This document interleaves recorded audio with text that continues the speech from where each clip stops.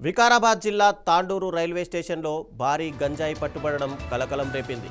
భువనేశ్వర్ నుంచి ముంబై వెళ్తున్న లోకమాన్య తిలక్ ఎక్స్ప్రెస్ రైల్లో మాదక ద్రవ్యాల అక్రమ రవాణా జరుగుతోందని అధికారులకు పక్కా సమాచారం అందింది.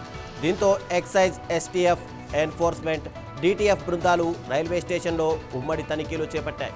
అనుమానాస్పదంగా కనిపించిన కొందరు ప్రయాణికులను అదుపులోకి తీసుకొని వారి లగేజీని క్షుణ్ణంగా పరిశీలించారు. ఈ తనిఖీల్లో 4 సూట్ కేసుల్లో దాచి ఉంచిన గంజాయిని బయటపడింది.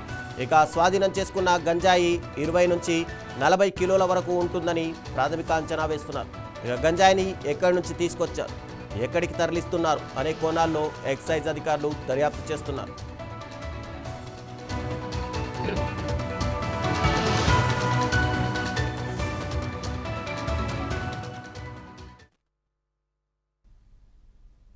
చిత్తూరు జిల్లాలో దారుణం చోటు చేసుకుంది.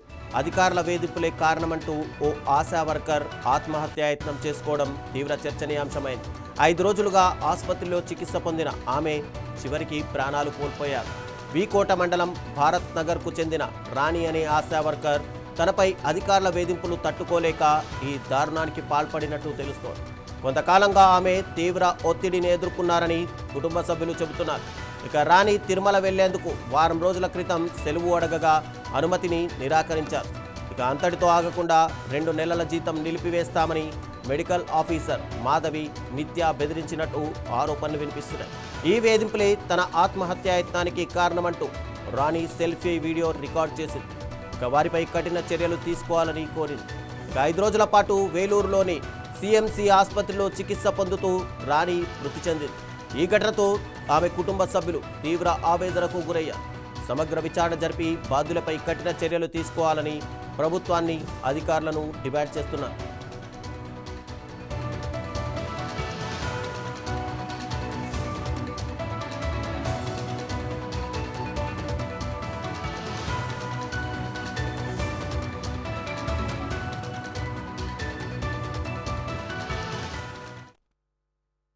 రాణి, నేను ఆశా వర్కర్గా పనిచేస్తాను భారత్ నగర్ సచివాలయంలో.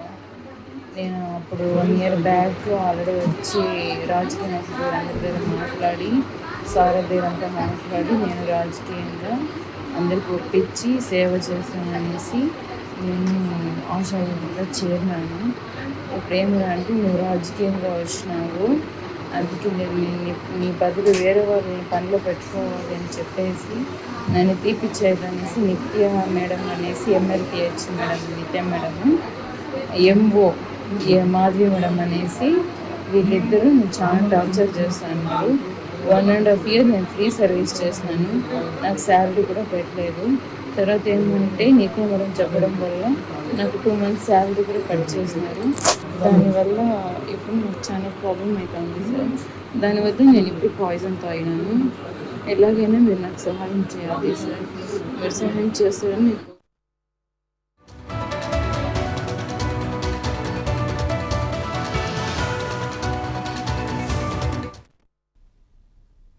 ప్రజా పంపిణీ బియ్యం అక్రమ దందాపై విజిలెన్స్ అధికారులు